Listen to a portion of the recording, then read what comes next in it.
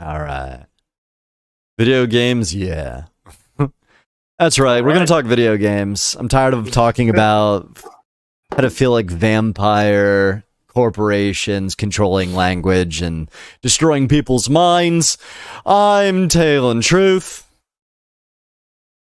And Mark Santana. And today we're going to be talking about just video games. Like, literally anything about video games. Let's talk about The Last of Us, because I know you're going to bring it up no matter what.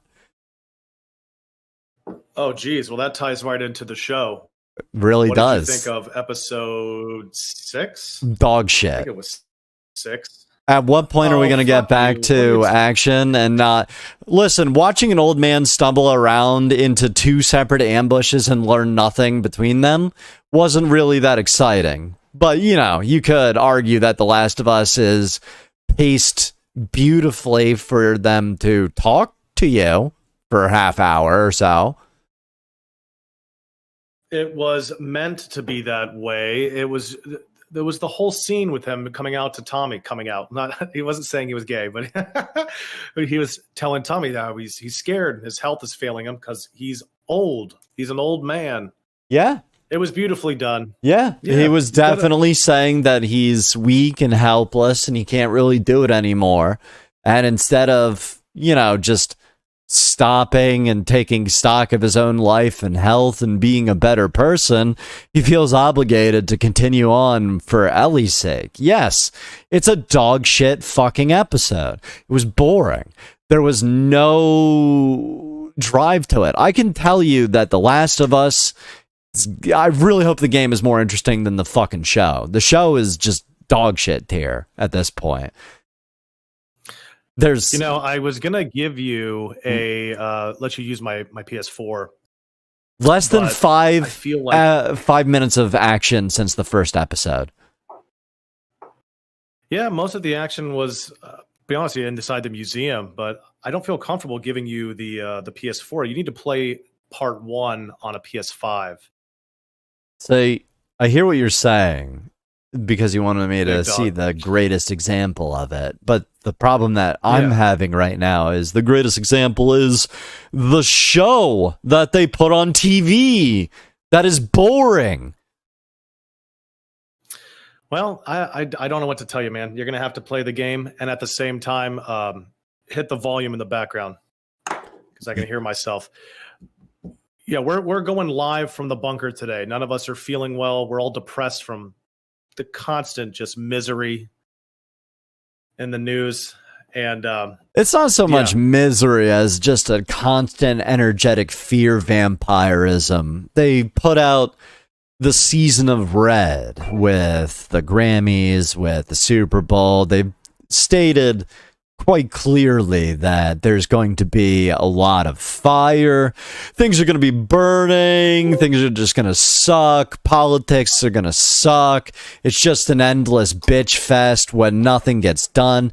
I mean, seriously, it took a month for the EPA to come forward for Ohio Palestine and say that it was toxic. If it was Ohio Israel, would it be treated any differently? Would our news pipe a different sort of story? I don't know. It'd be everywhere. That's the only thing. Look what we did. We went right back into it. But yes. Right back into it. I don't even want to get into Florida's own little fustercluck of fires. Although, you sending me something that said a lumber mill's on fire, that one was the most innocent and cherished. Probably some guy that just stepped out back to smoke a cigarette or something and just flicked the ash in the wrong direction. Speaking of smoking in games, how many characters smoke in games now? I feel like not a lot unless it's a like a GTA. Solid Snake game from Final Fantasy, or not from Metal Gear. Metal Gear. You know what it is? It's because I play Smash Brothers and they have Cloud and Snake in the same game, so it's kind of warped my view of what world is what. What a mind-blowing game when that was like first released on PlayStation. Now I was sheltered as a child. Which one? Bro. Which the Metal Gear Solid. Metal Gear Solid, when it first came out, was a game that I loved reading about. And the reason I loved reading about it was that people would get to the Psychomantis part and lose their fucking mind. They wouldn't know what to do, how to do anything. And it's interesting because I think that was like Frogger level genius of game development, where you have somebody telling you exactly, trying to get into your head to fight you using the art of war, at the same time that if you're watching what he says, you could just figure out to unplug your controller, plug it into controller 2, and whoop his ass. Okay, I was gonna ask you if you knew how that whole thing was done. You almost lost me there at I like reading the game instead of actually playing it. Look, but I was always a point fan. I was always a fan because I was the Nintendo guy of watching my friend play his PlayStation. You know, this is before Twitch was big. Had a Nintendo? Oh man, Nintendo 64 was just the superior gaming system for couch co-op. Period. Like, you wanted a party game, you didn't break out a PlayStation. No, that was for the solitary guy. You know what I mean? In his bedroom all yeah, day. the PlayStation was for the fucking. I'm by myself. I'm gonna enjoy immersive role playing game experiences. And really, what it is to cover the fact you don't have any friends. Oh, yeah. Well, I guess I can't argue with you there. So you never owned a PlayStation. You No. were a strictly Nintendo guy. Did you start with the only system from Sony that I ever bit the hook for was the PSP.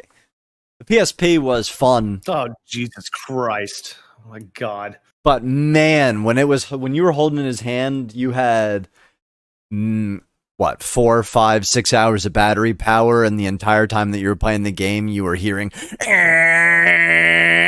just wind up and grind up. I want to make fun of you, but I also had a PSP, and get fucked, nerd. Much. I much prefer, I much prefer a nice big television. Yeah, I mean, back in my day, the yellow, white, red. You had to plug it into the old TV, and my TV was so old that it had a little button you had to pull out physically. Then it had 13 channels, and I think you find 3, and it comes in all kinds of square and boxy. You know, you're playing Metal Gear, you're playing Crash Bandicoot. You got Tomb Raider on there with some pointy nips. Oh man, to lust after those pointy nips. Woot. If we're talking about lusting after pointy nips, I still think the hottest game that was released was Darkstalkers.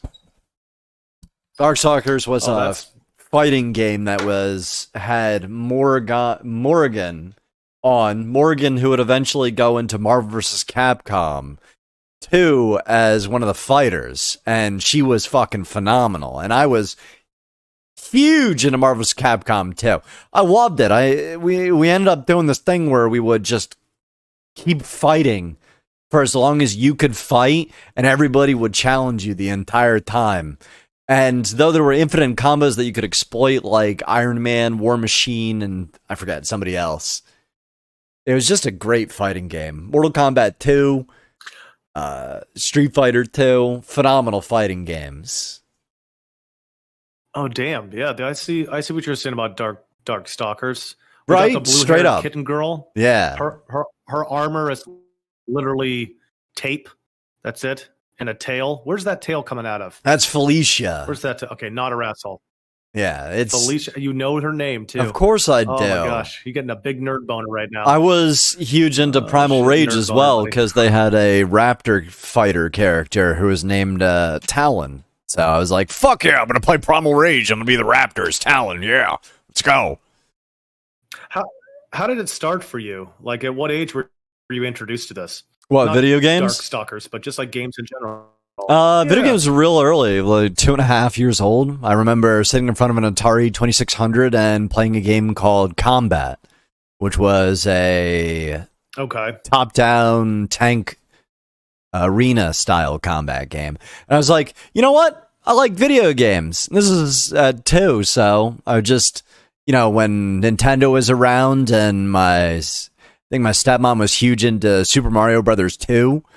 I just wanted to beat it so I could be better than her, the drive to just be better got me into fighting games. I wish I grew up in the time where shooting games were popular. That shit was happening right as I was hitting teenagers, with GoldenEye, 007, Perfect Dark. Then they were just starting to introduce Xbox by the time I was in college, and Xbox was straight Halo. But Counter-Strike, I completely missed that sweet window where I could have been a Counter-Strike guy. Oh, those people that are still way into the Counter-Strike.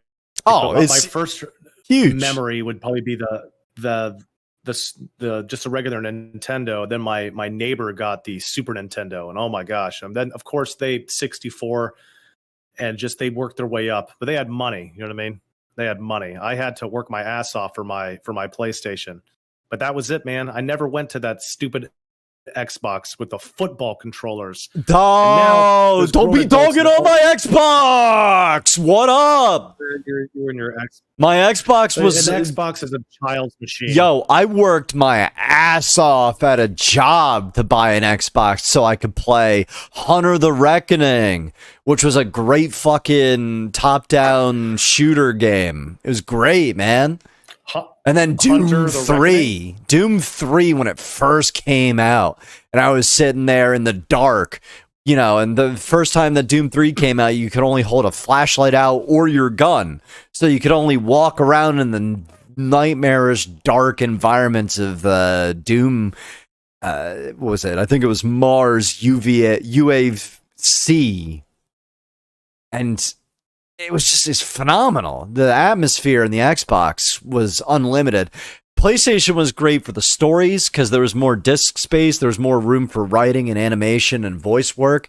So you started getting fully voiced characters, which I feel really brings it to the next level. I'm hoping what we end up doing with artificial intelligence is putting them into video games to experience the world kind of like Reboot. You remember the television show Reboot where they had artificial intelligence? I do not.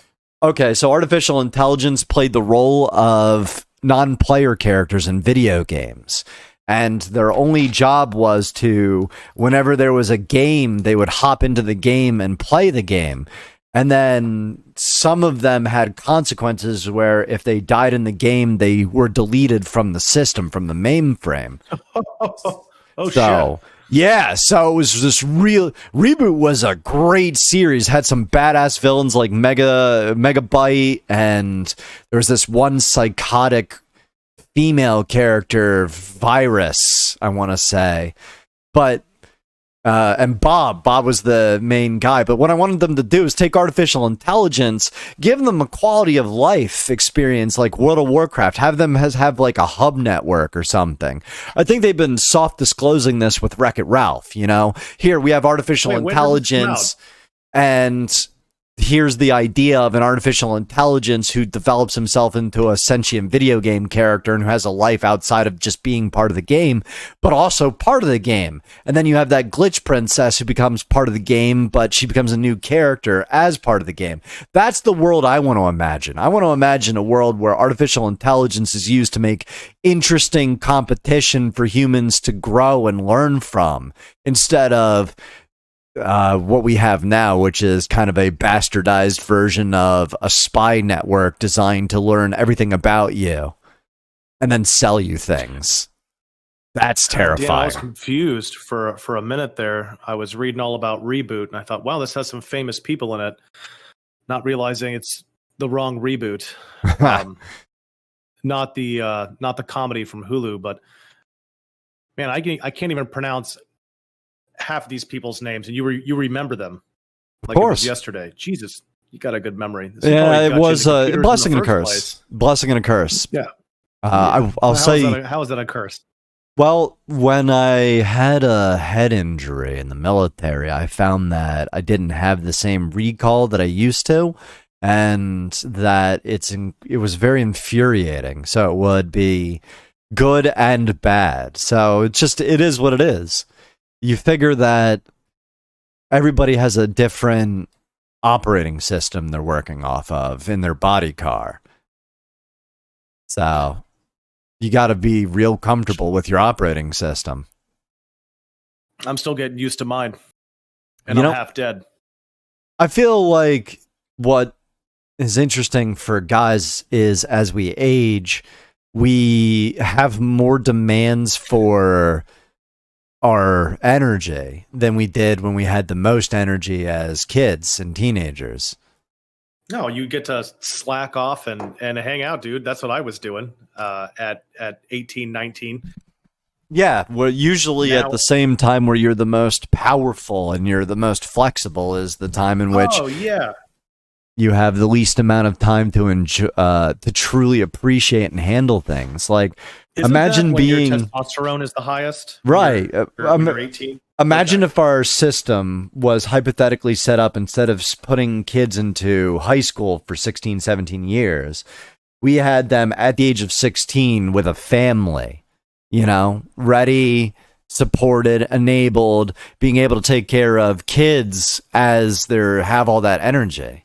But our system has developed into the longer you live, the more kids you can support, which I think coincidentally goes into autism, but, you know, or at least mental conditions.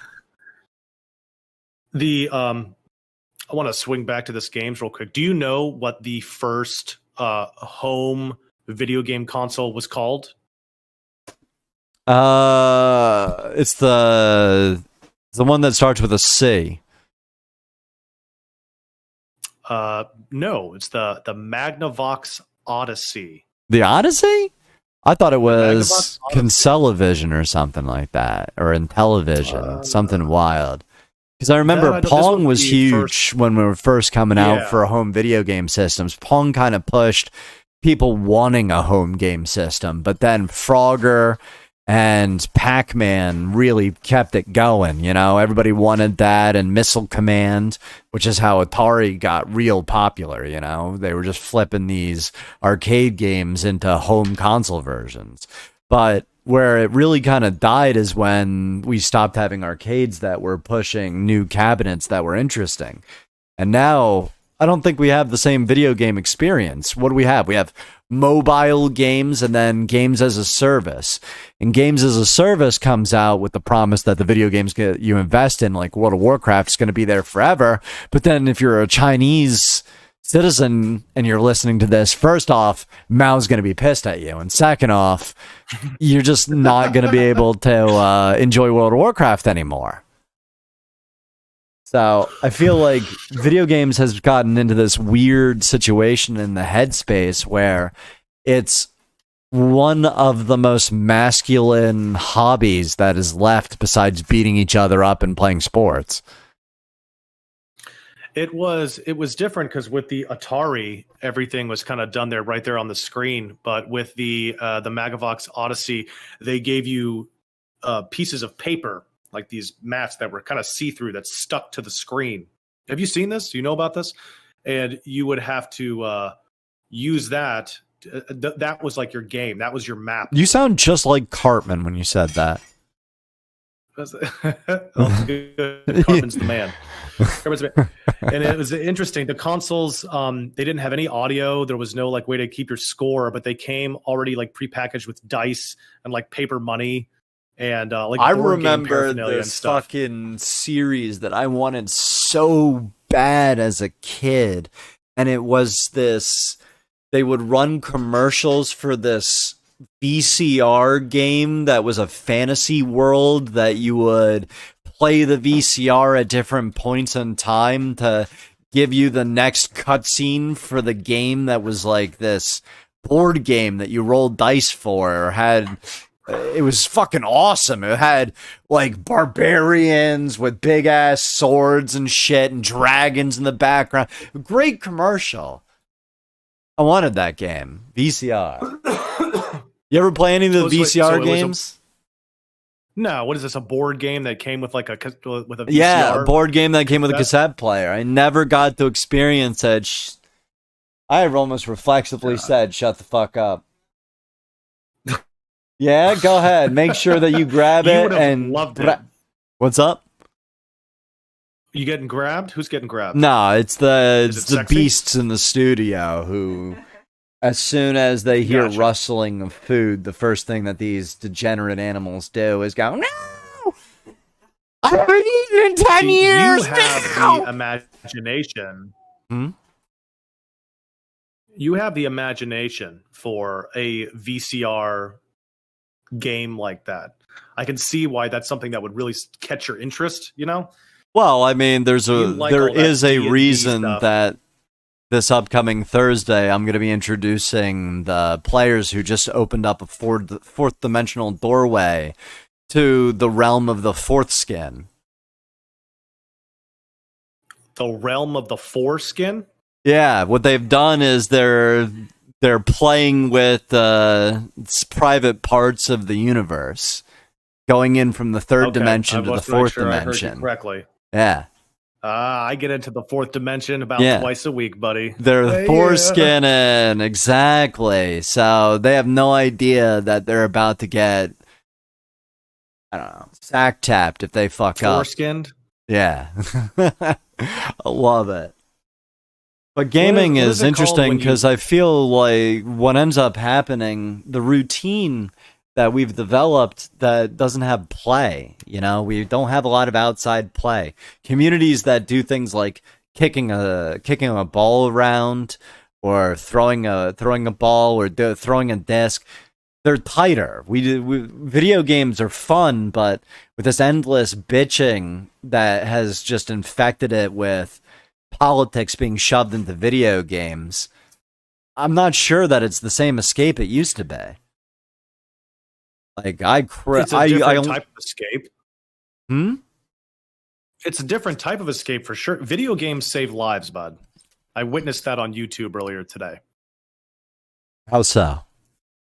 Well, there's a streamer walking around in Africa, and if he had just been home playing video games, he wouldn't have trespassed and then eventually been kidnapped. Oh, are you talking about the YouTuber who was in Guyana and he ended up fucking around and finding out? Yes, he did. Yeah. He went to an African ghetto, went into a barber shop, waited for 5 minutes, he walked out and decided to film a random person's house and then through the back exit, found, dead bodies or something stacked in there? That's right.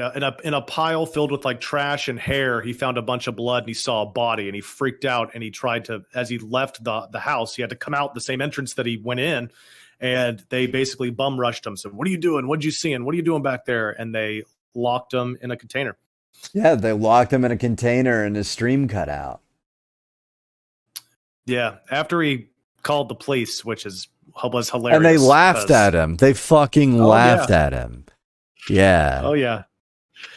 So, see, but that's the beautiful thing. This is why I always thought that LiveLeak was providing a community service. There's something to be said about watching Chinese construction videos and watching shit fall down from great heights because it was developed by tiny, shitty developers. You know? We're watching, have you seen any Chinese demolitions where they're taking all these empty buildings that they're blowing cities up and tossing them down? Yeah, I noticed that they're putting a bunch of dynamite inside of them, and then they're not falling into their own footprint. Oh, yeah. Are you trying to make a 9/11 joke? I'm not making a joke. I guess kind of, yeah. They should have it'd be easier to just run a plane into these guys so they would kind of fall, straight down. I think they were going for oh, that's adorable. Strawberries. Yeah. Easily distractible. So how has being a PC dude changed your life? First off, I have no more brand loyalty.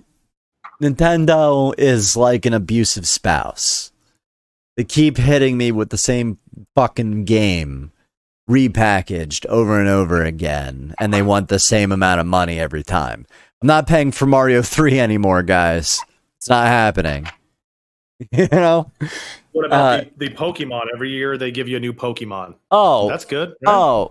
But Game Freak does it, and Game Freak is one of the laziest fucking developers of video games in the world. They're the only company that makes hand over fist money, and they take away quality of life things from previous games because they don't feel like coding it into the new game. Game Freak. What's Game Freak responsible for? Why? I've heard the name, but I don't know anything about the Pokemon. The Pokemon Game Boy games. You know, the ones like, what is it? Red, blue, yellow, silver, gold, banana. Oh, you just brought me back to my childhood, dude. I remember, I think I was 12. I got a blue Game Boy Pocket, a Pokemon Blue, and a link cable. And I used to camp in the backyard with my buds, and we would trade Pokemon constantly all the time. And I could get lost in that game for hours. Or were you a red guy or a blue guy? Oh, I was a blue guy, buddy. Blue all the way. Red or dead, bro.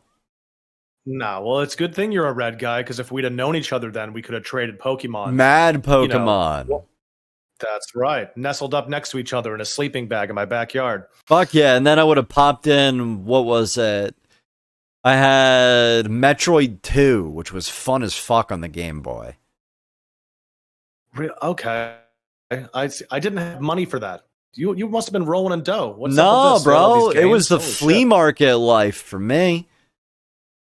You know, when I was playing these games and they were young and fresh to me, it was somebody's hand-me-downs that ended up at the flea market. And we were just really good at bartering for those in comic books. Like, I learned from a young age to talk to adults to give me deals on shit they didn't want anymore. Damn, man. I should have. See, I didn't have access to all of that. I didn't start gaming until I was an adult. See. And I feel like video games were a great way to make friends that you normally wouldn't. Like, I had friends from practicing various martial arts. You know, somebody would do karate, somebody would do kickboxing, somebody would do whatever the fuck they came up with that year. You know what I'm saying? We lived in a... And then, you know, there was sports, but I hated moving. You know, fuck Me moving. Too. I did soccer 1 year, got a trophy, and I was like, all right, I'm done with this. It seems like a lot of work. Wait, you were good at it? You were good at it and you got a trophy and you stopped? Yeah, I played halfback, but I also did not like I didn't like the sports world that that was in, because I lived in fucking Jersey, and the sports scene in Jersey is just, it wasn't very inspiring. I didn't have a team to go to, you know? It wasn't like I was going to get... probably... I wasn't going to work off and become Jersey is a lot like Jersey. A great Jersey football player and work for the what? Literally no fucking professional football team, no fucking basketball team. Being a Jerseyan is the most disappointing thing for teams, period. You learn to either like Philadelphia Eagles, New York Jets, New York Giants. You like the Flyers. You know what I'm saying? You start liking whoever's another state away. And you like it just because other people like it. Football's not my thing, man. That is not my jam at all. It does not interest me in the least little bit to watch a football game. Football. I think, wow, these big guys are making a lot more money than I am. Football is an energy harvest ritual. It's designed to take masculine competitive energy and be... If you imagine humanity like a pressure cooker, it's basically a steam release for that sort of energy. It makes a lot of money, right? I wonder what the NFL makes. The NFL rakes in by itself a lot of fucking money. I mean, you got to figure of the big 5 things that we can think of that make money in America. Pharmaceutical companies, top. You know, you've got the film industry, You've got gender transition. You've got news. I'd say news is more of a loss leader. Gasoline companies. There we go. And the military-industrial complex. Is the NFL run kind of like, let's say, Yum Brands, the Yum company that owns like, I don't know exactly. They own like McDonald's and KFC and things like that. Are the teams in the NFL, are they owned by the NFL, or are they kind of like, hey, I'm a billionaire, I want to start my own team, I'm good enough, I can play in the... do you know how that works? I have no idea. So as far as I know, there have been no real new teams created and have gone to the professional level in quite some time. Tennessee Titans is the last one I can think of. Sounds like a cartoon. Yeah, I mean... that's Teen Titans. There we go. Yeah. But do you remember when the Titans came out and they were winning a lot? This is in between the Cowboys and the Colts. Are those football teams? Because as I said, I have no idea how. Yeah, you didn't play a lot of football games and, socialize with people who had hobbies and fresh air and outside. No, the only sports game that I ever played and actually liked was NBA Jams, brother. Okay, I'll give you NBA Jams. It was a phenomenal fucking game. Big head mode. He's on and fire. Try to dunk with Shaq. Easy time. Oh, yes. Oh, yeah. Those were the days. I wish games sometimes were simple like that. Now I've been lost. Okay, what do you think is the most generational game that's out there? I'd say Minecraft. Fortnite's up there. But games that every generation can play and do. Games that every generation, Minecraft, like you said. Fortnite, no. I have no interest. And, a 50-year-old Mario Kart. Okay. Mario Kart. I can see that. Hands down. You know what? Mario Kart. Everybody I know likes playing Mario Kart, even if you're bad. Are you it doesn't matter if you're playing front or last. New Mario Kart. I like Mario Kart. I like Mario Party, but anything past 3 was pointless. See, I didn't get that deep into, and I have a Switch as well. The fact that get more of these games. We don't play more Smash Brothers saddens me. I know, and I sincerely, the Canadian in me is going to say I'm sorry. So you ready to play some Smash Brothers? I just don't have the drive to spend $60 on that. I just spent $70 on Horizon Forbidden West, and so you would rather have people talk to you as you walk through a conveyor belt of experiences. It's just different. I can set the difficulty on that game, and I know that every encounter I have with some of these, robotic animals is going to be kind of the same. Instead of buying a game for $60, going over to the studio and then have my friend talk shit to me for 2 hours as they, destroy my ass and leave me gaping as I waddle home. So what I'm hearing is that you have no concept of self-improvement and a challenge. No, I don't. I don't want to have that concept. That sounds shitty. It's not my fault you're shit at video games.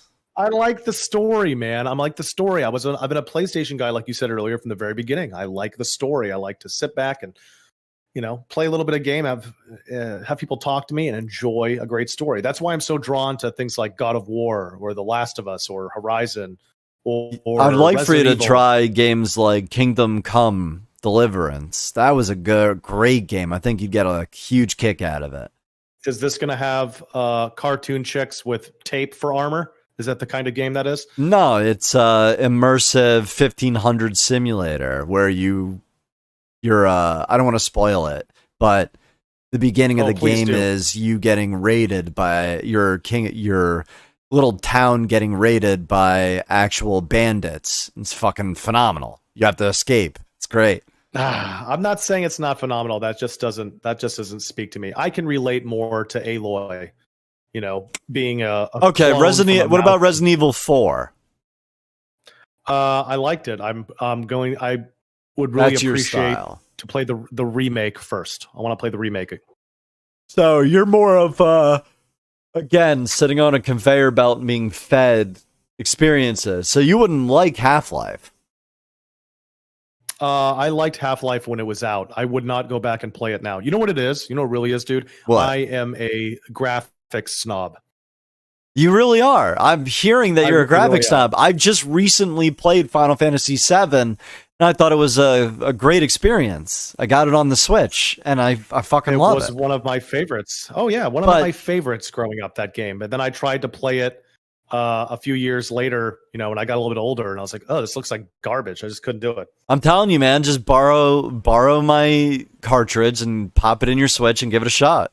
You might fall in love with it again. The original? Final Fantasy VII, yeah. Original. Yeah, really? Okay. Yeah, I got the remake on my Switch. It's phenomenal. It has Final Fantasy VII and Final Fantasy VIII on it. I never really got to play 8. I always heard that it was a great story. So I'm looking forward to popping it over. And really, that kind of gets me into the point of talking about video games to begin with is, you know, one of the games that I've held for a couple of years is League of Legends, and I'm just quitting it soon. And it feels great to say it because the game has just become shit. Yeah, I'm telling you, man. It's just, I could say that this year, Riot Games came out with absolutely no new cinematics, no new characters, no new nothing. And I've already played a MOBA before, Multiple Online Battle Arena, called Heroes of the Storm, that was shut down by its company. And it's feeling the same way. It feels like Riot Games, owned by a Chinese developer, no longer produces content. They just want money. So, not worth playing. 0 out of 10. Maybe Run the fuck away. They just want money. Yeah, well, the problem with wanting money is you have to provide things for people to want to buy. Some people love that game so much they have everything, you know? I tell you what, there is one game that I would go back that has, like, you know, garbage graphics that I would play again. It was a game called Mankind. I think it came out in 1995. Are you talking about MK? Do you know what I'm talking? Explain to me what you think Mankind is. So, somebody who looks like a pterodactyl? Mankind. Yeah, somebody who looks like a pterodactyl. No. MK, the PlayStation game. No, it's not a PlayStation game. It was for PC, buddy. It was a top-down. It's a lot like No Man's Sky in terms of you have planets that are within solar systems. You can build on the planets and harvest the resources. I thought you were going to say something like Postal 2 or Morrowind or something funny. God. Oh, terrible. No, this isn't. This is an old school game, man. It was great. You had to have like a monthly subscription to be able to play online, but there were almost an infinite amount of different solar systems to travel to. And of course, you know, not all resources were on one planet. Google it. Do some Mankind. You get interested in reading it, the lore and how it worked. I'm Googling shit. It was a lot of fun. What I'm gonna do is I'm gonna delete that from my memory. What's your earliest? What's the first PC game you ever played? I can't even think of the name of it. It was a race car game on our first computer, which was a Packard Bell, and we had a 0.5 gig of hard drive space. Oh, it was Lord! Top down. You remember when 0.5 gig was like smoking? Oh yeah, that was it. Well, our neighbor got a full gig right after that, a full gig of hard drive space, and the whole neighborhood referred to her as like the gig lady. She had a nickname to it. And now if you got a gig, then you can hold like 2 photos. It just blows my mind how this shit sheer level of data compression became available once we moved away from magnetics to solid state hard drive. Like, that's exactly what I was thinking. Moving away from magnetics to solid state hard drives. That was the first thing on my mind.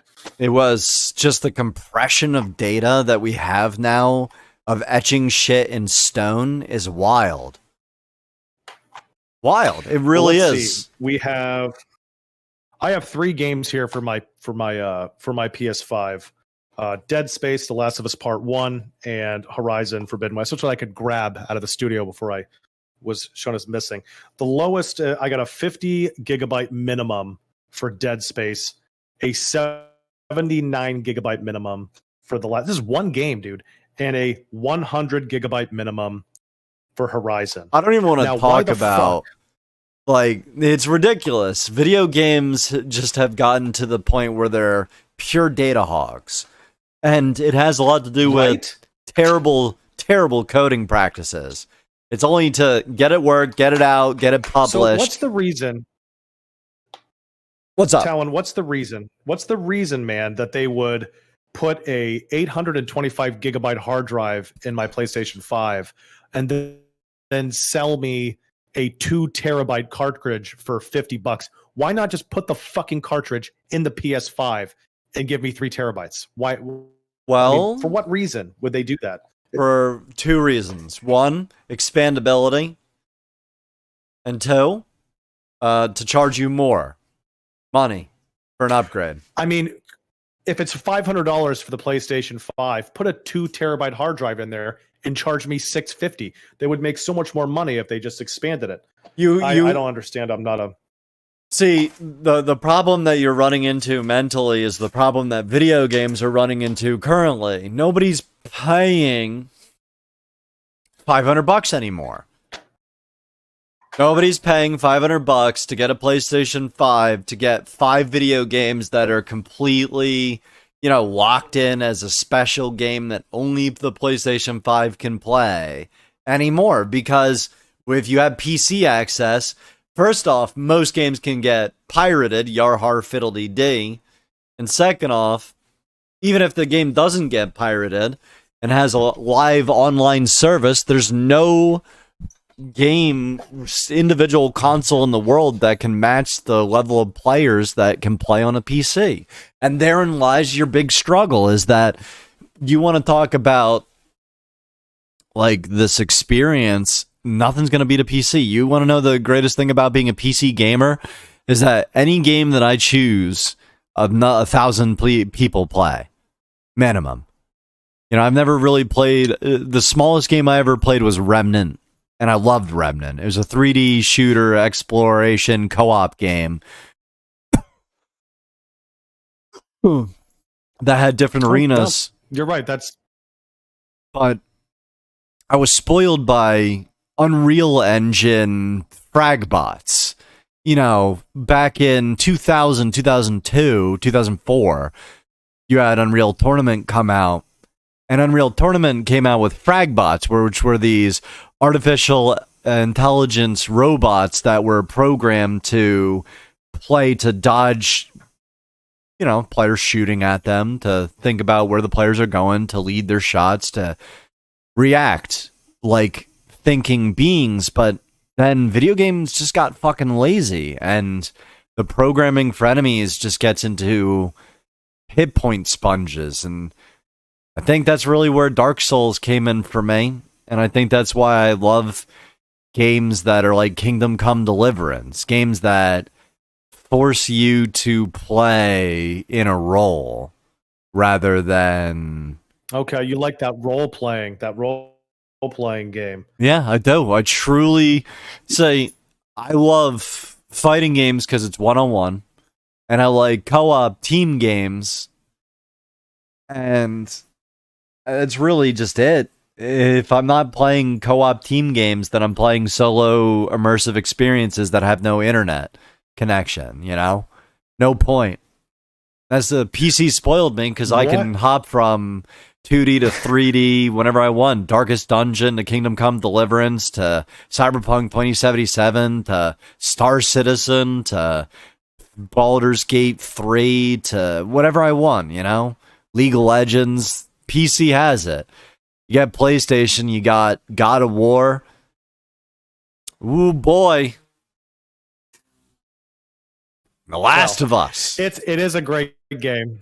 And you have more than that. Get out of here. Go fuck yourself. But I do have a question for you. Yeah. What technological visual advancement did you find to be the most impressive that you take for granted now? And what I mean by that is I remember when the ragdoll effect was like something that they were introducing to first person shooters, and how wild it was that you could shoot somebody and they would fall off a cliff and their body would move the way that it needed to when it hit the ground, you know what I mean? And the objects in the way. So for you, what was, something visual that they made in your lifetime that you're like, wow, okay, but you take it for granted now, you don't even notice? So I have an inverse of that one. I remember a technological advancement that I really loved that they put away because they didn't want to use it. So the Super Nintendo came out with a game called Super Mario RPG. And I love that game because visually it was phenomenal. It was colorful. It was great. It's a huge world, lots to do. I had an immersive storyline, had a custom character named Gino who was a puppet who looked like a wizard and shot stars out of his arms, And yeah. What I didn't like is as we got better with triangles, making things more realistic on the television screen, we went away from colors and into brown. Video games became fucking brown. Like, I miss colors. You don't like the brown? I need to see some sort of example. I don't need to see. Okay, if you want an example, look at Spec Ops: The Line. Great example visually of what most shooter games became. Just buildings, dirt, grass, trees. I miss when things were like Psychonauts or Turok, the last dinosaur hunter, where you would get, you were climbing over waterfalls that were hanging out in the middle of nowhere. Things became too real instead of imaginative. Damn. So we need another dinosaur game. We need another dinosaur. We need another dinosaur game. Ago?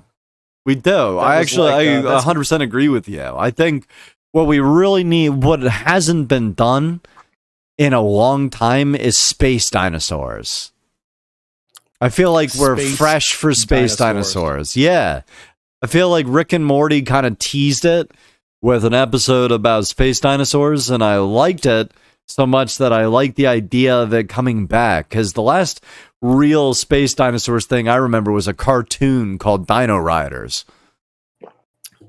Dino Riders. See, I don't remember that. I remember Dino Crisis, and that's what was bringing me that Resident Evil style dinosaur game. Now, are these dinosaurs in actual suits in your mind, or are they just on a planet that's somewhere in space? I always imagine that they just don't wear clothes. Where they wear... What? No, I mean, like, I imagine they're dinosaurs that talk, and that's what makes them space dinosaurs. But I imagine they don't wear... Like, I imagine if you really wanted to make it something new, you would have a fashion industry that was mastered by the dinosaurs who go across the land and custom fit elephants and giraffes into clothing that is comfortable for them, but they don't have a clothing line for humanity, and that makes humanity sad. Like, that's as easy as space dinosaurs. Jesus Christ, dude. Your dinosaur game is with talking dinosaurs. You got a $1 billion idea there, buddy. I think you should pitch that to somebody. Just talking. Make sure you videotape it. Do you not remember Dinosaurs, the television show with "I'm the Baby, Gotta Love Me"? Not the mama. Yeah, okay. That was what... Yeah, the 80s, right? Was that 80s or 90s? Yeah. That was like 90s. Okay. Yeah. Okay. Like that, both. But with space drama. Make it personal. Have sexy murder time. That's where fashion industry... Yeah. Space The dinosaurs. fashion industry, you know what I'm saying? You could have the fashion industry. You could have, like... The Raptors are using the little compy dinosaurs as modeling agents that they program to go to various fashion shows to spy. I think it's really easy to make a story around dinosaurs interesting. because there's a company called Fantastic that's trying to make a game called The Day Before, and they're having a really hard time getting this game out. I don't know if you've heard anything about it. No, you talked to me. I've never heard about this. Billion-dollar idea. They was like, oh, we're going to do this. It's going to be a new open world MMO survival game with zombies. Oh, Rust? No, it's not Ark. It's kind of like DayZ. Imagine if Fortnite was dark, or it's kind of like DayZ and these World War Z, a little bit of The Last of Us. But this game was one of the most wished games on Steam, Star Citizen, and they're not producing any results. And the stuff that they have shown looks like Sam Bankman-Fried from what they said it was going to. Sam Bankman. Yeah, they just promise the world and then they run away with your money. Oh, yeah, they Sam Bankman-Fried it. Yeah. Indeed they have. SBF 5000, brother. Yeah, it's a true big problem with Kickstarter games that were popping off for a while.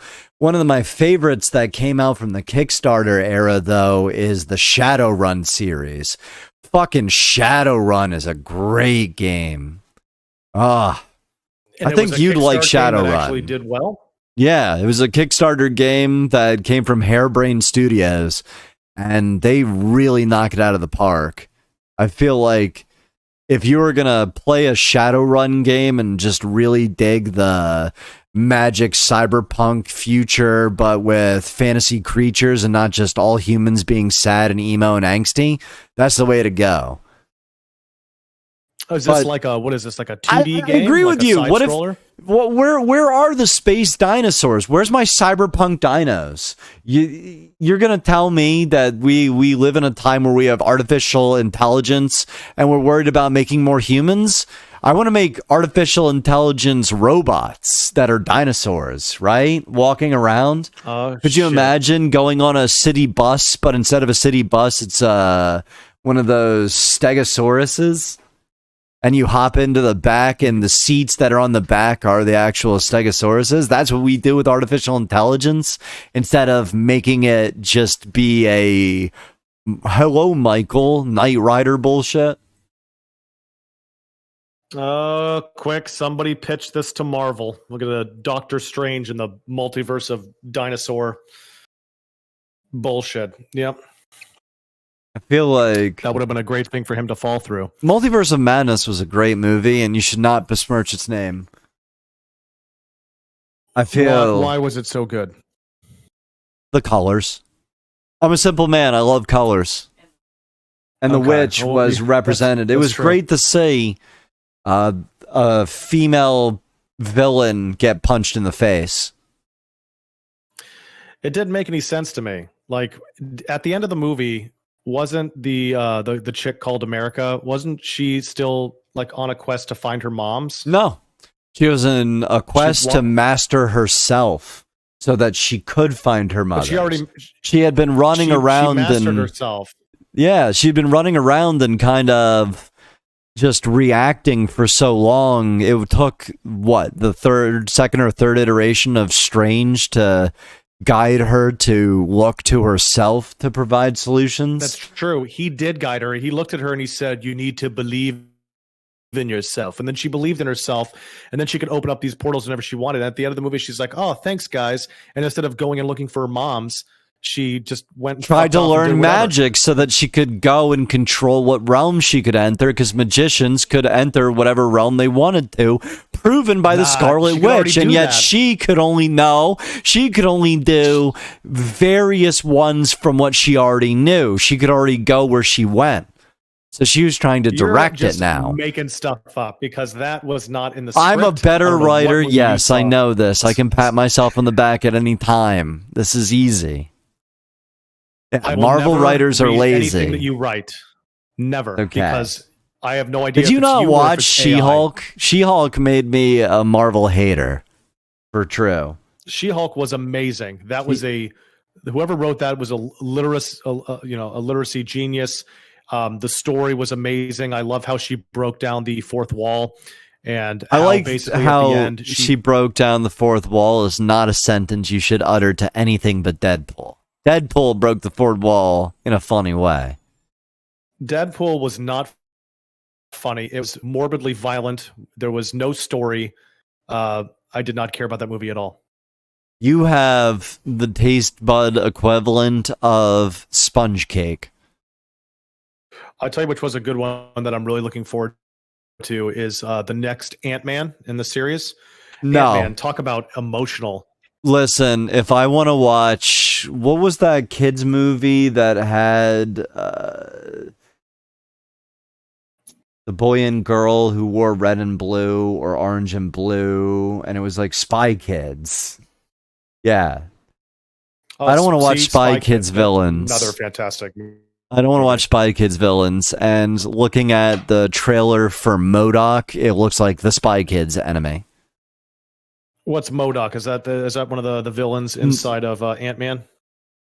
MODOK is a villain inside of Ant-Man. Yeah, he's the head villain. Okay, perfect. The guy who's just a big... Yeah, it's not worth it.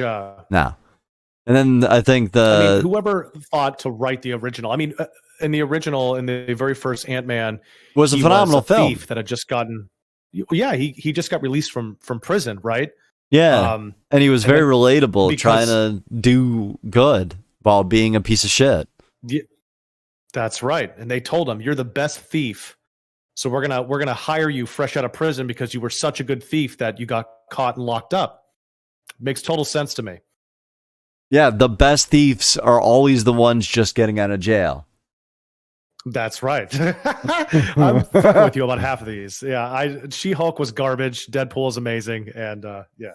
It's really frustrating to see them perpetuate. Like, I want to see more Blade. I want to see more original 90s Marvel Blade movies. The Blade trilogy would be amazing. Still one of my favorites to come out of absolutely nowhere and just wreck the fucking screen. For me, that movie, they still hold up. They're also, even though he went to jail for like tax evasion or something. He went to jail for tax evasion, just like Mike the Situation went to jail for tax evasion. They all get you in the end. Yeah, from Jersey Shore. Oh, geez. I bet because you were from there, you watched that religiously, huh? Oh, absolutely. I fist bumped, went to the shore. I had a great time. You didn't? The only thing I could think of when I watched that show is how much I just wanted to smash the Snooki. See, I knew you had taste buds, but I didn't realize they were this tainted. He's a Snooki's fan. I'm a primo bug chaser. I want to see if I could actually come out of that thing alive. or come in it alive, who knows. That was Max Degenerate right there. Oh god, there was okay. All right, here we go. You have two options. Are you ready to play this game, or are you gonna say no, nothing? I don't know what game it is because you're hyping it before you even tell me the games. It's a pick one or the other, and you have to pick one. You either have to swipe a dick, right, on your mouth, or bang Pamela Anderson in her prime. But the only stipulation is she has AIDS and you can't wear a condom. What are you picking?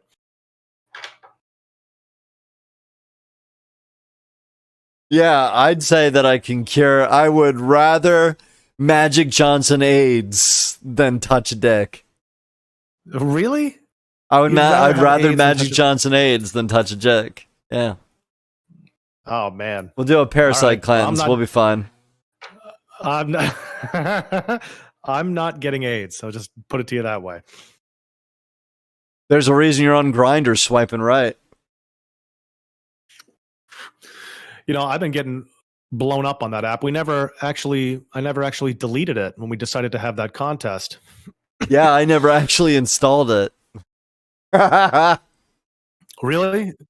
So I've just been on Grindr? Yeah, you've just been on Grindr, solo grinding it out. Shit. I thought we were... All right. Well, You thought wrong. I did have a couple good dinners. They paid, too. Did they? I mean, For you to leave, right? Yeah. No, well, afterwards, yeah. I paid with my body. They pay with their money. They're not paying you for the experience. They're paying you to leave. That's no, I'm not gonna pay me to leave. They love having me around. I'm good like that. Shit. So what was your favorite handkerchief, and what was the color, and what pocket, left or right? My favorite, a pink handkerchief, left pocket. What does that mean? Thankfully, I don't know. Okay. Thought you were about to bust out some sort of book on handkerchief policy when it comes to that community.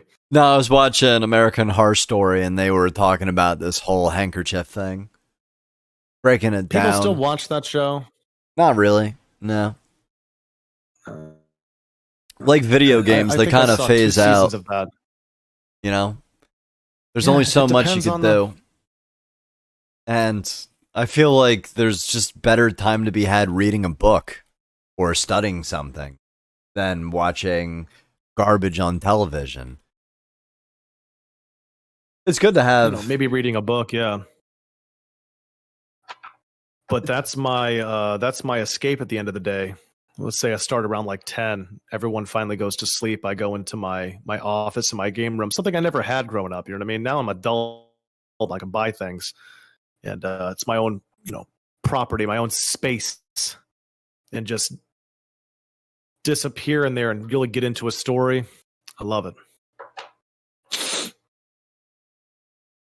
I got a call. But man, this is so much more of a relief. I'm not going to leave the bunker depressed today. No, I really needed in the world. I feel like what we needed to do today more than anything is just really appreciate the fact that life is good. Things are on fire, burning, toxic.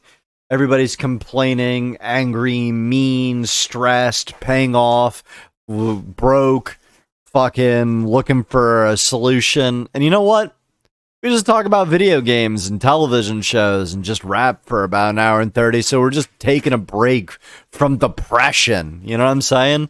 I don't need to hear about shit's on fire, yo. I see that outside of my window. It's the Discord channel is definitely a sight to behold. I mean, I'm shocked. I'm shocked all the time that you have not had like a mental breakdown posting the stuff that you do. I made the mistake, not a mistake, I guess, but I clicked on just food and drugs just a couple days ago, and there's all these links to birth control pills and how they affect women and the way that they smell men. Yeah, and there's just so much that we could how the olfactory section. My God, I mean, like you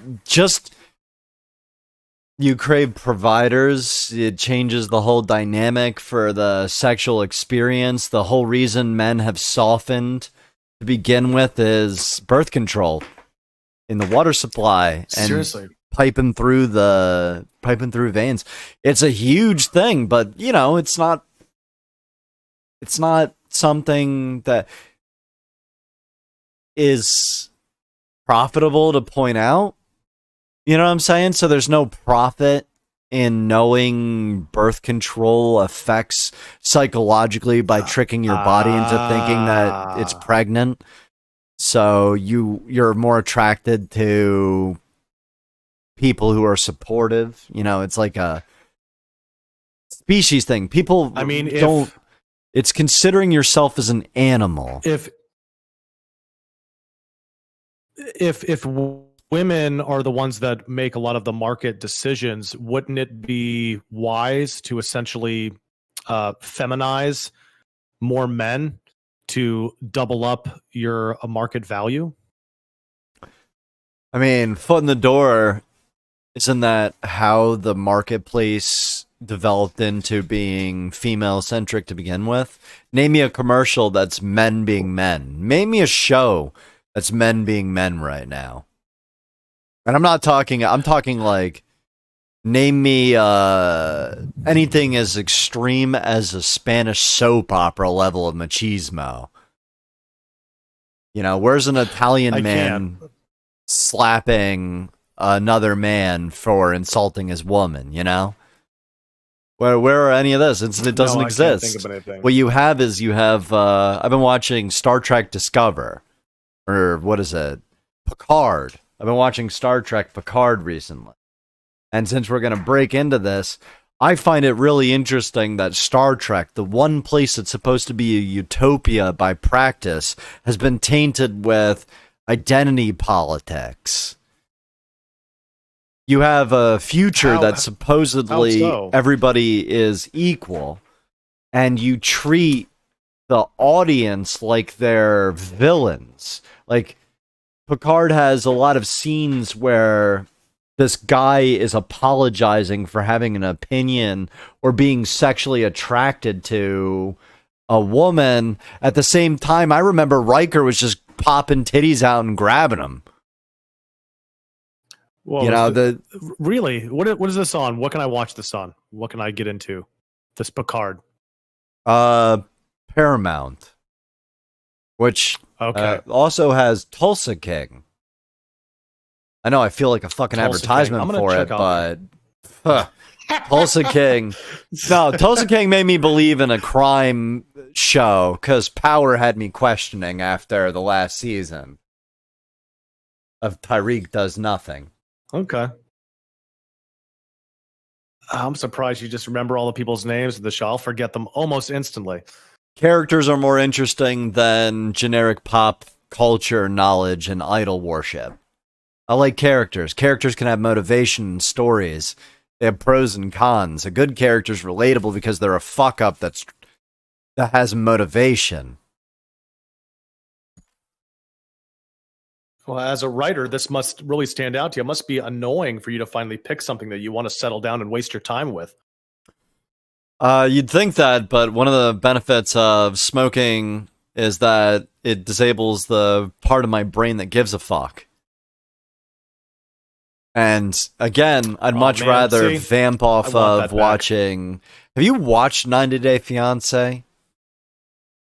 I'm telling you. You want premium vamp content where you could just energy vampire off of people acting like a toddler in foreign countries, or the emotional stability of just what?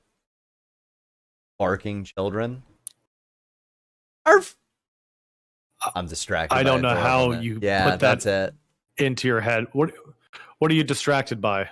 I'm distracted by my upcoming small child that's going to be born by the next couple podcasts, and the clothing that we're preparing for a overnight bag. So when we're there at the place of birth, you know, we're prepared. An overnight bag. Oh, because you don't know, like, when okay. Yeah. Man, no. I'm very fortunate. I never had to do that. But you line up the clothes. You'll need the clothes. The clothes will go through really, really fast because newborns, spit and just shit all over everything. As for a lot of you're going to get some of the best sleep of your life. You're not going to be stressing about, your lady being pregnant anymore. Oh, yeah. And with the breastfeeding. You're not, I mean, just change diapers. Even if the child screams from consecutive hours in a row, it'll be less disruptive than the late night piss breaks. I can't tell you how many times BS on that. I can't tell you how many times that, piss breaks end up being the reason I'm awake, or fried chicken breaks. Fried chicken and piss breaks. Chicken and piss. Or peanut butter and jelly. Yeah, your concentration game is going to be jacked up, dude. Oh, that's fine. I've tried to have conversations with you while you're paying attention to just something very small, and it's like, hey, I need to concentrate. That baby starts crying and won't stop. Oh, my goodness. Oh, don't worry. Can't wait to be a fly on the wall, buddy. Oh, don't worry, man. Hey, if you want to get anything for me for the birth, get me a corncob pipe. A corncob pipe? Yeah. For smoking tobacco? What are you? Yeah, what I'm are you putting in there? gonna get Indian tobacco. It's a specific type of genus. I'm just gonna have a Oh, corn you're cob pipe. serious? Okay. Yeah, All right. Yeah, people actually still make corn cob pipes. No shit. yeah. I figure it's a classic. You know, I'm hippie as fuck, man. I embrace this. I like the vibe of just dressing as I like and please, and enjoying a realm of love and the Yeah, better they're not that vibes. expensive either. All right. No, Corn cob pipe. yeah, Send me a simple man. reminder. I'm trying to remember that so you'd smoke the corn cob pipe. How long are you going to wait before you let somebody touch your baby? You know, that's a few months, I feel. Months? Yeah, I feel like months, maybe years. I'm not going to For be what offering reason them to would- Nickelodeon so that someone can touch them, you know what I'm saying? No, I'm just saying if you have family over and they ask to hold the baby, you're going to let them? No. Why? Said no. It's an amazing Is there power of no. Have you heard about it? It's when you do I've heard not the power want a of thing no. to happen. You You can say it to completely erase the capability. I don't want to hear your explanation. You would take away a grandmother's ability to hold her grandchild? You didn't say grandma. You said family. I said family. Yeah. Family. Grandma's different. So the mother-in-law comes over and says, "Can I hold my little grandchild?" And your response is going to be no. Depends on if they've washed their hands and their state of being. I'm going to But read don't their. you want your I'm child going to to read build an their immune system? I'm going to read their state, man. If they're vamping off of energy or in a conflicted emotional state because they just got into a hardcore argument and they want to bask in the love of a small adolescent, no. I don't want to feed that sort of negative energy around my child. I feel we've gone a little too complacent when it gets to the point of the most important state is the emotional state, and we don't nurture healthy emotional states. We encourage this What are you talking about? Where is this coming from? It's coming from. Where is this coming from? It's coming from observing people out in the wild, right? The people are getting sick all the time because they're not keeping an actual positive emotional state. They're just a bunch of yes men. You know, they're vapid, uninteresting collective of boring psychotics who run into a pattern of self-abuse. No, I don't want that energy. So you're going to treat your child the same way you would treat other children because it's good for their mental development, is what you're saying?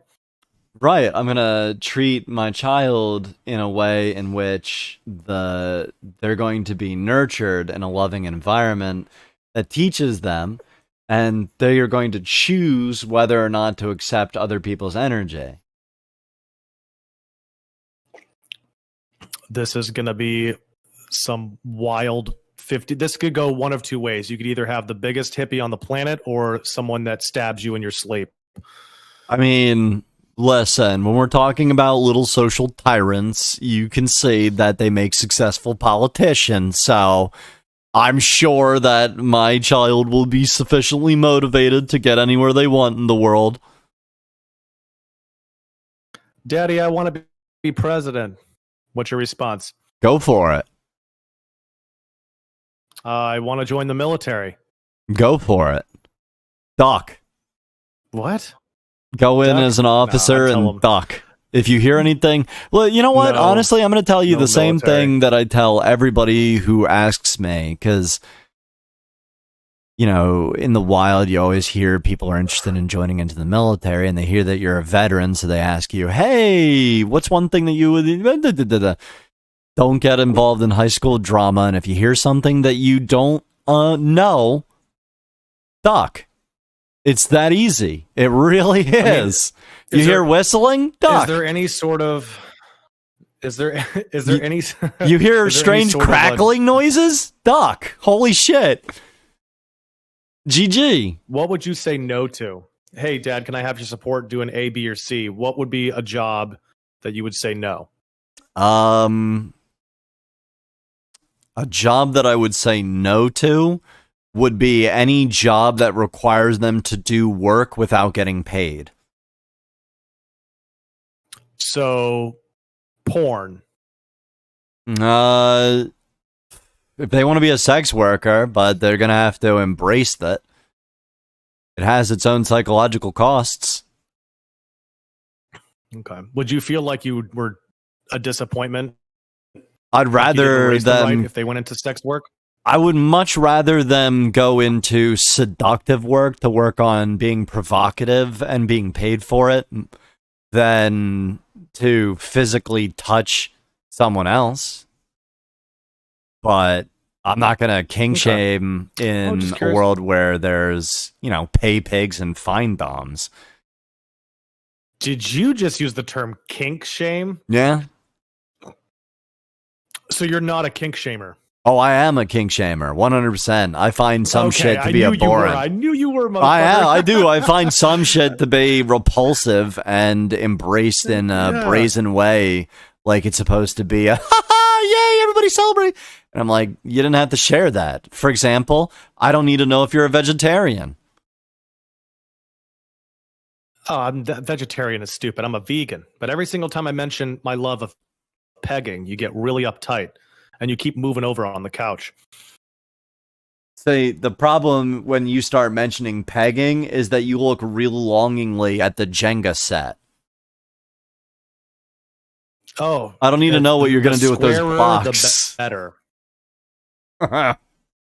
Well, super glue them together to make a super rod, but yeah, exactly. you have to. I find that I would much rather her be inspired to create something new that people want, or to learn acupressure and remove pain or something like that. Something that's on the whole less money.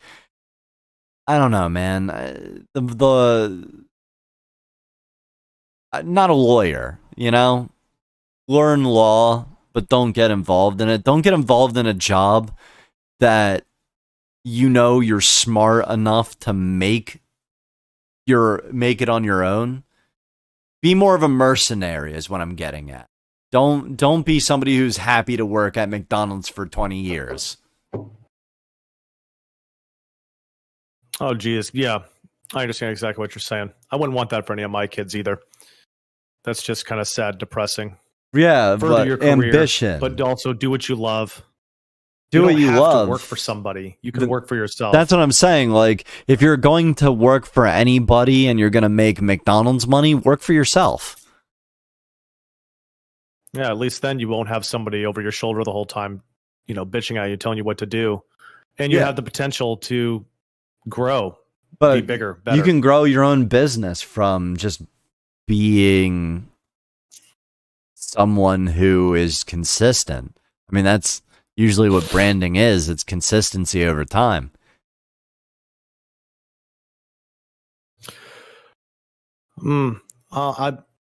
Like video games. Think about it. Think about it. Mario Brothers, right? Mario started out as white shirt, red pajamas. And then in Donkey Kong, he became what we remember, red and blue. And then in Super Mario Brothers, he became where he was properly red and blue. But they did all of that experiment to find the color that works, and then from there, we got Mario.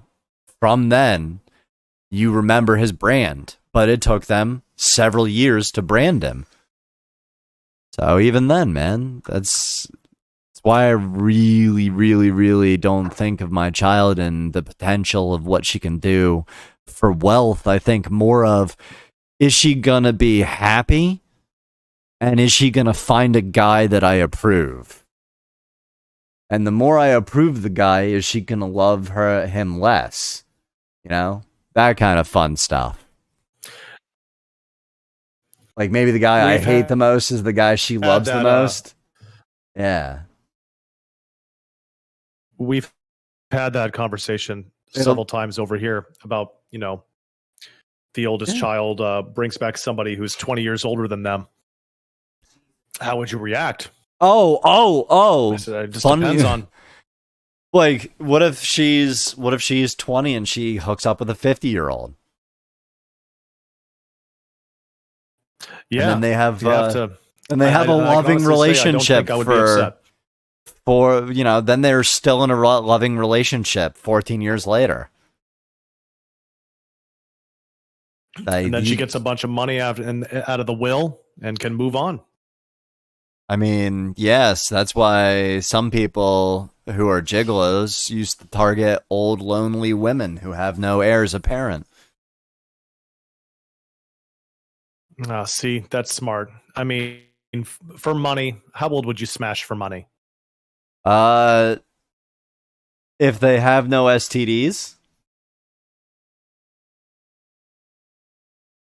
the sky's the limit. I'd say, yeah, that'd be the same for me too. That probably wouldn't be a cutoff. Yeah, you know what I'm saying? Like, but if at the point where it becomes, wow, this is really dry, maybe not. Oh, they have products for that, my friend. There's only so much Astroglide can help you, Peggy Sue. Before it just gets sucked in like it's sand.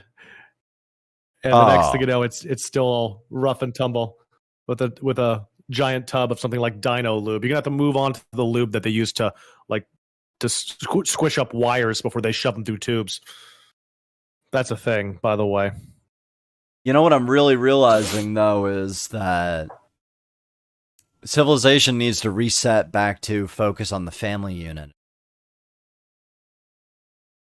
We can start that with intergenerational living. Yeah, intergenerational living is going to be huge in the next, after the Great Depression of, you know, the third one for fucking millennials. How many what do you think will happen with the houses that are left? Oh, every bank will own it. People will realize that bankers are people with addresses, and then the situation will resolve. This happened in China. It was called the Great Landlord Revolution. Really? Okay. Oh yeah, there was what was it? 2 or 4 or 5 million landlords were executed for holding citizens into perpetual rent states. So they hunted them down in China. Yeah, in China. Is the Great Landlord Revolution. I feel like this is what's going to happen in America. It's inevitable. People will be like, why do we pay banks to live on our land and then pay 30-year fucking contracts that are on interest rates that are ever scaling on a currency that's backed by bullshit and hope and rainbows? Eventually, something's going to give, and since most people now can't even afford a home, you know, the value of a home is pointless, right? If nobody can afford it, then it's not an actual asset. It's gone past that to a realm in which, what's the point of working hard? You can't work hard, one job, afford a home, a family, vacations, 3 cars, a boat. You can work 3 jobs to afford rent. I mean, didn't whole civilizations thousands of years before us, they didn't get vacations and cars and all this stuff, and they just did. Worked until they died. Bro, peasants had a better quality of life than we did in fucking England. They worked 162 days of the year for crop seasons. They harvested for crops. Then the rest of they weren't just toiling in the dirt endlessly, man. Yeah, and they only worked like 8-hour days or 6-hour days maximum. Well, if anything happens to those crops, then they all starve to death. Yeah, no shit. Very much fun to me. Grow some motherfucking potatoes. Well, better quality of life, dude. I couldn't get on my app back then on my phone and just have like Yeah, shit you had dropped to off have at my house. friends I'm too that lazy you to go met up outside. and talked and had stories with and took dice and rolled it around and, you know, interfaced with people and drank in a local tavern and met someone in your community and you knew who the child fucker was. You know, you knew who the retard was, you know? You knew who every good and bad person in your community was. And that's how you lived your life, with complete knowledge of your place in the community. And now, what do we have? We have video games where mean words are punished, but robots who are farming for account points aren't punished. I mean, we've entered into this really weird time frame where lies are truths and truths are lies. All right, that's true. Yeah, I definitely would probably enjoy knowing my neighbors better. Wouldn't you? Like, but genuinely and having motivation, not being competition for a television show. You ever wonder why people stop hanging out? Because television shows became fucking easy to find. When you have to be more entertaining, when you have to be more entertaining than just another episode of Married with Children, after someone has been working for 10, 12, 14 hours to make rent, bro. It's a terrible show, by the way. Married with Children is fucking awesome. You have shit taste in everything. No, the acting was terrible. It was a terrible show. That I'm saying with 110% honesty, terrible. Your opinion is wrong, and you should feel bad about it. And I'm telling truth. And Mark Santana. And today we've bullshitted about absolutely nothing because the world is on fire